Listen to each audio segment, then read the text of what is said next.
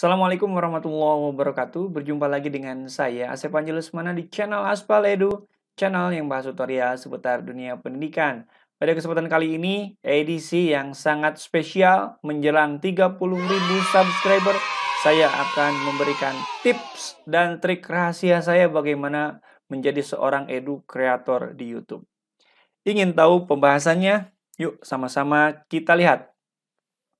Baik rekan-rekan semuanya, menjadi edu kreator atau menjadi konten kreator di YouTube ya, itu tidak mudah. Banyak hal yang harus kita perhatikan. Ada 5 hal yang Anda harus perhatikan sebelum Anda memutuskan untuk menjadi seorang konten kreator atau edu kreator di YouTube. Yang pertama adalah alasan menjadi YouTuber. Rekan-rekan semuanya, kebanyakan orang menjadi YouTuber itu karena uang, popularitas ya. Selalu karena itu. Melihat orang lain mendapatkan uang banyak dari YouTube ya.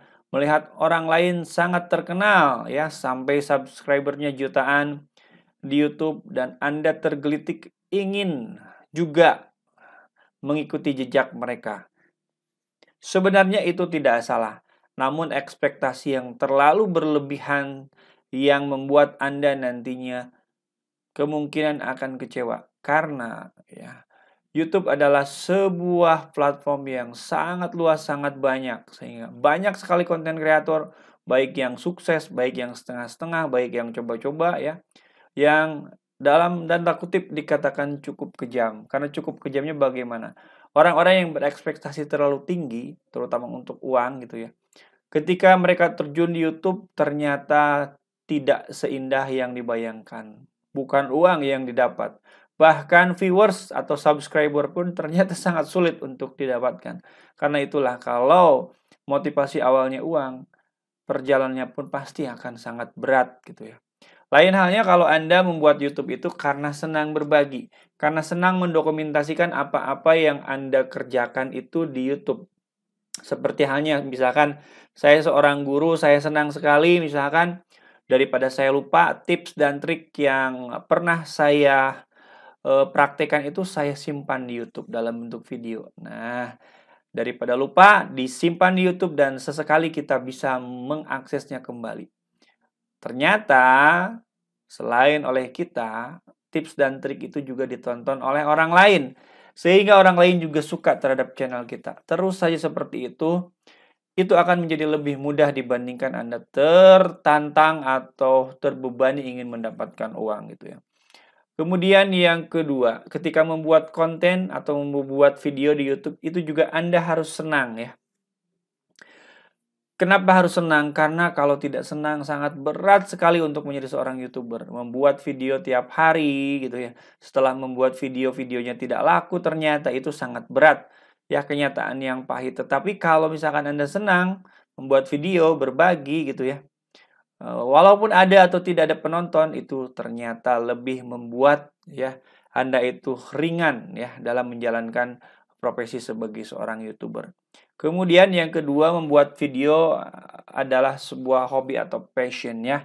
Jadi passion itu adalah sesuatu yang dikerjakan dengan sungguh-sungguh ya.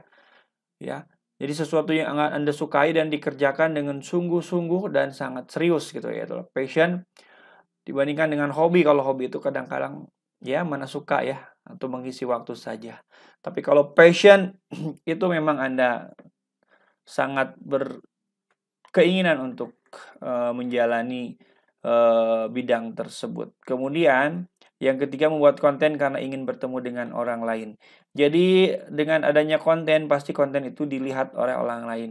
Kadang-kadang orang lain tersebut ingin bertemu dengan kita. Kadang-kadang orang lain tersebut ingin mengundang kita menjadi narasumber, ya, atau menjalin kerjasama lainnya. Itu sering kali saya alami gitu. Dan awalnya itu adalah dari YouTube. Kemudian yang harus diperhatikan, selain yang pertama tadi ya, tentang alasan atau motivasi menjadi YouTuber. Yang kedua adalah topik channel ya, atau niche-nya. Beberapa contoh channel YouTube topiknya adalah edukasi, game, sport, musik, lifestyle, dan kecantikan. Nah, silahkan Anda mau terjun di mana, itu sesuaikan dengan passion Anda. Karena apa? Karena kalau tidak sesuai dengan passion juga itu sangat berat, ya. Selain itu, topik-topik channel ini dikenal juga dengan istilah tema besar atau makronis, ya. Nah, sebagai YouTuber pemula, ya, tentu saja kita harus yang pertama ya menyesuaikan dengan passion Anda. Kemudian yang kedua, cobalah mencari tema yang lebih khusus, ya.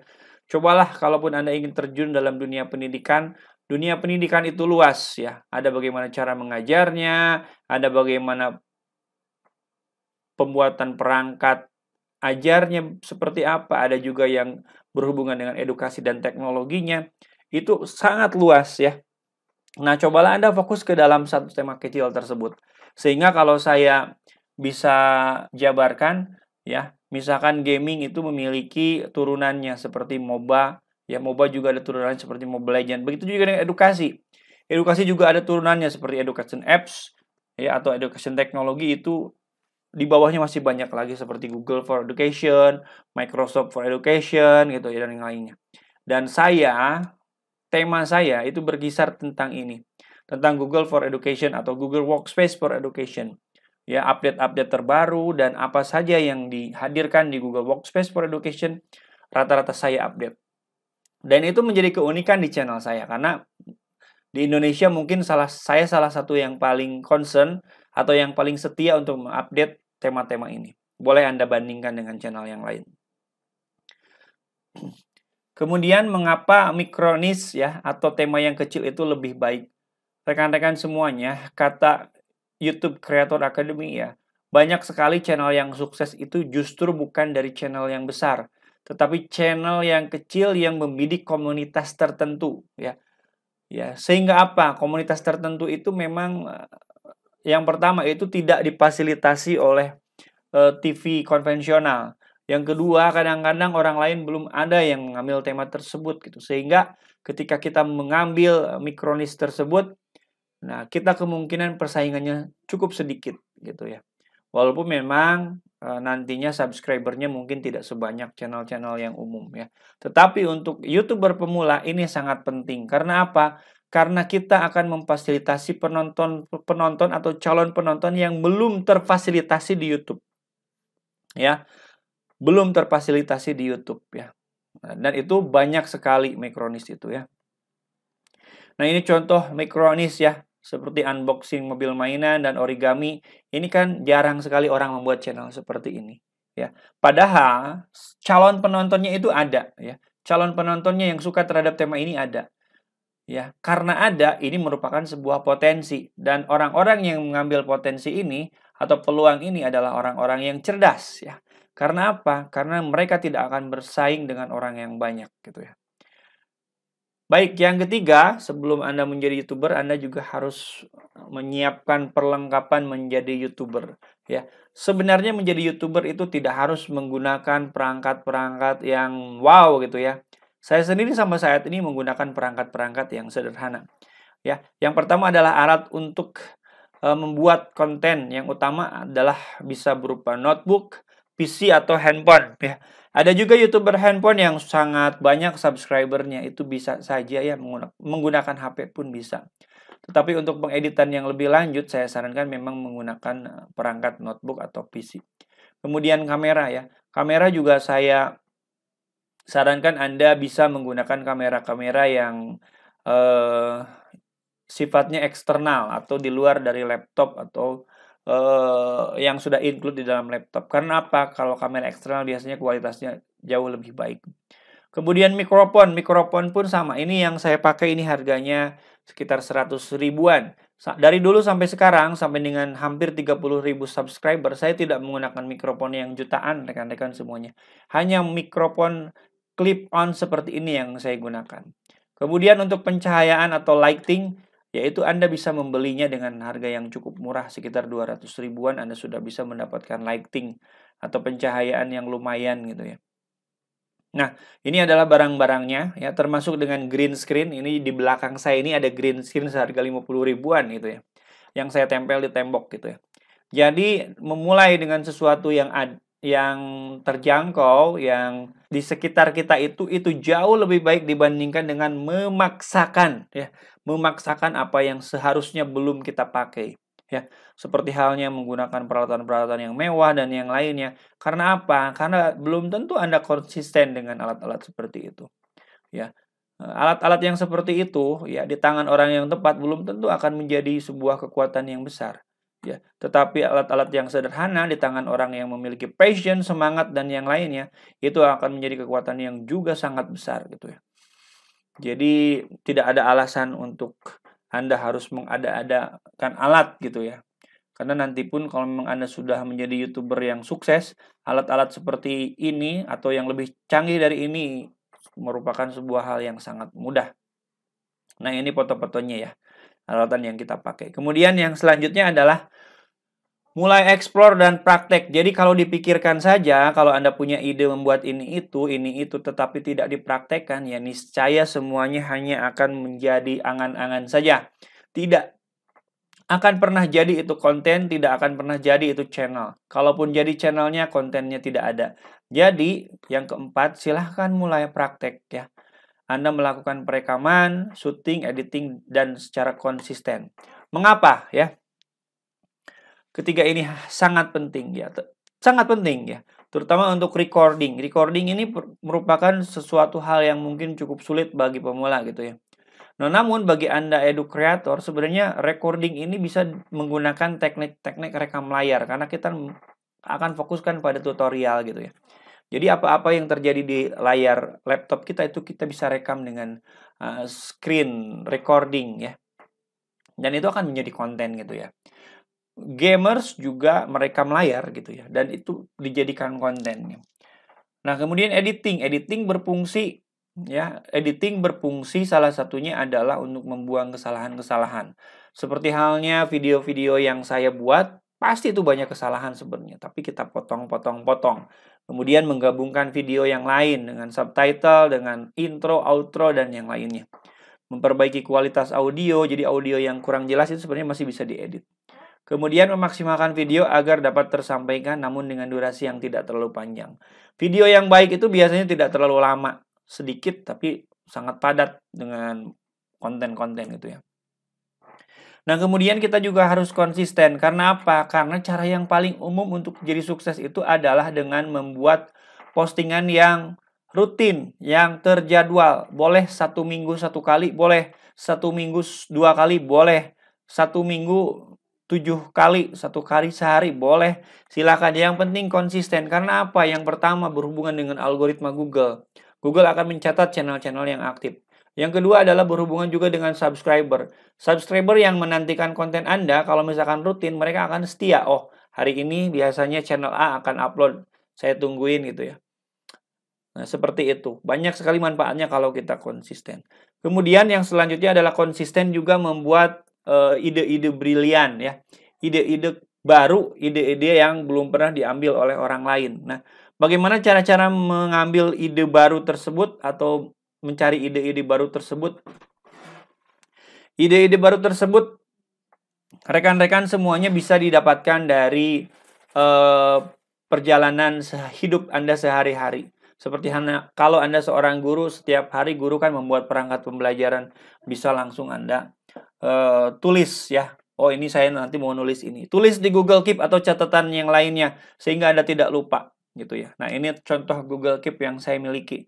Jadi mereka itu atau saya itu ketika membuat konten itu selalu ada perencanaan. Salah satu perencanaannya adalah dengan menentukan judul ya, supaya tidak lupa, dan judul ini suatu waktu akan dieksekusi gitu ya. Sehingga Anda tidak akan pernah ada kasus, aduh tidak ada konten lagi nih, mau bikin apa lagi ya. Kalau Anda sudah punya tabungan ide, tabungan konten, ini akan lebih mudah. Kemudian yang lain juga berisi referensi YouTube lain yang juga sejenis temanya dengan kita, itu kita bisa tonton. Bukan berarti kita akan meniru 100%, tetapi akan kita buat dengan versi kita sendiri. Nah, ini adalah inspirasi ide konten ya, dari pengalaman, kemudian dari update blog gitu ya. Update blog Google misalkan, dari YouTube orang lain, atau memodifikasi ya. Atau bisa juga mendaur ulang konten yang sudah lama, yang sudah tidak relevan kita buat ulang. Atau juga mendapatkan saran dari subscriber. Tidak jarang subscriber kita memberikan request kepada kita untuk membuat konten tertentu. Nah, kemudian yang terakhir, sebagai seorang YouTuber, Anda juga harus memperhitungkan SEO, Search Engine Optimization.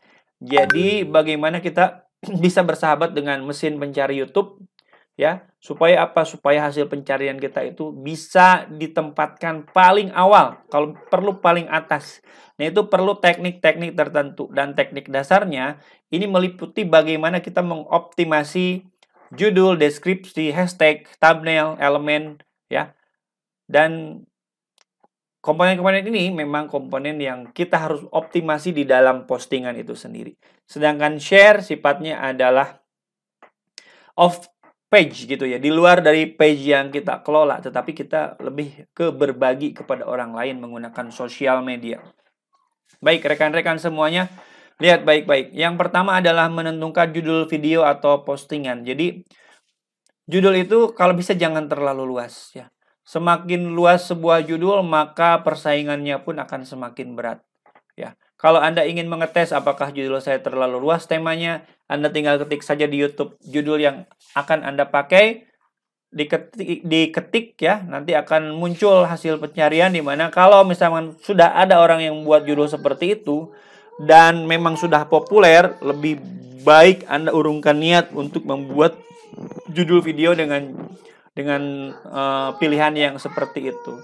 Tapi Anda bisa menggunakan turunannya gitu ya. Dan ada juga salah satu tools yang bisa mengukur tingkat persaingan dari sebuah kata kunci atau judul itu dengan menggunakan TubeBuddy ya. TubeBuddy ya.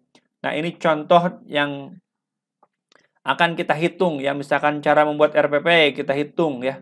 Ternyata fair, sangat tidak disarankan untuk dibuat kontennya. Kemudian cara membuat RPP dengan Canva, ternyata itu disarankan. Silahkan kalau Anda mau membuat, ini cukup bagus. Kalau memang saya juga mencari alternatif judul yang lain. Cara membuat RPP satu lembar. Nah, ternyata ini kata TubeBuddy ini lebih baik lagi. Karena apa? Karena ternyata volume pencariannya sangat banyak dan orang yang membuat konten dengan kata kunci ini masih sedikit. Ya, dan ini Anda bisa dapatkan secara gratis tools ini, tinggal searching saja di Google TubeBuddy. Kemudian kita juga harus membuat thumbnail yang menarik. Nah, thumbnail yang akan kita buat itu akan disandingkan dengan jutaan thumbnail lain di YouTube ya. Semakin menarik thumbnail Anda, maka semakin besar kemungkinan Anda untuk diklik. Ingat, thumbnail yang akan diklik oleh orang itu bukan berarti dengan desain yang kualitas tinggi ya, tapi minimal bisa menggugah orang untuk mengklik thumbnail tersebut ya. Seperti contoh yang ini kan thumbnailnya sebenarnya sederhana ya. Ada tulisan tutorial RPP gampang ya. Tetapi kalau orang melihat thumbnail ini ya, walaupun desainnya sederhana, tetapi menggelitik orang untuk bisa mengklik thumbnail ini. Dan terbukti thumbnailnya ini adalah berada di posisi paling atas gitu ya. Kemudian yang selanjutnya adalah keterikatan judul, deskripsi, dan hashtag. Nah, inilah yang dihitung oleh Google ya, dan juga tools seperti TubeBuddy. Bagaimana kita membuat judul di YouTube itu ternyata harus berhubungan ya, antara judul kemudian dengan deskripsi dan hashtag itu harus berhubungan. Salah satu hubungannya adalah setiap judul itu kita taruh juga katanya di dalam deskripsi dan kita taruh juga di dalam hashtag ya. Jadi ketiga aspek ini berhubungan atau berkaitan ya. Kemudian ada dua judul alternatif lain selain judul utama, yaitu yang ini ya, yang biru dengan yang kuning ini. Ini adalah alternatif judul yang mungkin muncul. Jadi kalau misalkan cara membuat video pembelajaran di Canva adalah judulnya, maka saya akan memikirkan dua judul alternatif yang akan saya taruh di deskripsi ini ya. Mengapa harus ada judul alternatif? Ini adalah hitung-hitungan ya, rumus dari YouTube search ya. Dimana kalau ada judul alternatif seperti ini, kemudian nanti judul alternatifnya juga ditambahkan di hashtag, ini akan menjadi sebuah kekuatan secara SEO ya di pencarian YouTube search ya. Kemudian yang selanjutnya, inilah contoh sebuah video yang menggunakan optimasi kata kunci ya, kata kunci dan juga optimasi peletakan keyword di deskripsi dan hashtag. Terbukti ya, hasil pencariannya cukup bagus dengan 34.000 tayangan gitu. Kemudian skornya pun sekarang sudah tidak bagus lagi untuk diambil sebagai judul yang bisa diambil kita ya. Karena apa? Karena sudah ada yang mengambil, saya yang mengambil judul ini. Jadi kalau Anda mau mengambil judul ini, otomatis Anda akan saingan dengan video yang ini ya. Jadi itulah mengapa pencarian atau tes riset keyword yang dulu dengan yang sekarang itu bisa berbeda gitu ya. Karena apa? Karena bisa saja orang saat ini sudah ada yang concern dengan tema tersebut, sudah ada yang membuat channel tersebut, sudah ada yang membuat judul postingan dengan konten yang ingin Anda buat tersebut gitu ya. Jadi bisa berbeda dulu dengan sekarang. Ya. Kemudian yang selanjutnya yaitu kita share ke sosial media lain. Kalau saya sebagai konten kreator edukasi terutama yang berhubungan dengan teknologi, maka saya juga akan bergabung dengan Facebook group ya yang sejalan temanya. Ya, saya bagikan di situ. Anda boleh lihat di sini contohnya saya men-share cara menambah co-host di Google Meet ya. Ini ternyata ada 127 orang yang me-likes dan 17 orang yang berkomentar. Artinya apa? Di antara 127 orang ini mayoritas pasti melihat videonya. Bahkan ada yang melihat video tanpa me-likes postingan ini. Artinya jangkauan promosi kita di Facebook ya, ini saya promosikan di Facebook, menjangkau banyak orang untuk bergabung atau untuk melihat video di YouTube kita. Sehingga apa? Sehingga popularitas di YouTube itu bisa juga ditunjang oleh postingan-postingan atau popularitas Anda di sosial media yang lain termasuk di Facebook ya. Dan ini masuknya ke dalam kategori optimasi off page, artinya tidak di dalam page kan. Ini adalah optimasi bagaimana kita membagikan konten-konten kita di sosial media sekeliling kita gitu. Bisa Facebook, bisa Twitter, bisa Instagram dan yang lainnya. Selanjutnya sesuaikan juga ya target pangsa pasar YouTube kita. Kalau misalkan saya edukasi teknologi kebanyakannya pangsa pasarnya adalah guru, berarti saya efektif membagikan postingan YouTube saya ke Facebook. Karena apa? Karena kebanyakan Facebook itu masih diisi oleh salah satunya oleh guru-guru gitu ya. Dan itu Anda bisa cari di Google ya, rating-rating bagaimana sosial media itu dari siapa saja orang yang loyal ke dalam sosial media tersebut. Itu sebenarnya Anda bisa cari di Google Search gitu ya. Ini adalah sebuah hal yang umum. Nah, rekan-rekan semuanya, ketika Anda sudah memperhatikan kelima hal tadi, maka Anda sudah cukup layak untuk menjadikan atau membuat Anda sebagai seorang konten kreator atau YouTuber ya. Sekali lagi kelima hal tersebut sepertinya mudah untuk dilakukan, tetapi pada prakteknya tidak semudah itu. Perlu konsistensi, perlu niat, perlu usaha yang sangat besar agar itu bisa dilakukan dengan konsisten dan dengan penuh kesungguhan. Sekali lagi, bagi Anda yang ingin berbagi, memulai, yuk mari kita sama-sama banjiri konten di YouTube ini dengan konten-konten positif. Jadikan diri Anda sebagai konten kreator yang bermanfaat untuk orang lain. Baik, ini adalah edisi spesial 30.000 subscriber untuk Aspal Edu.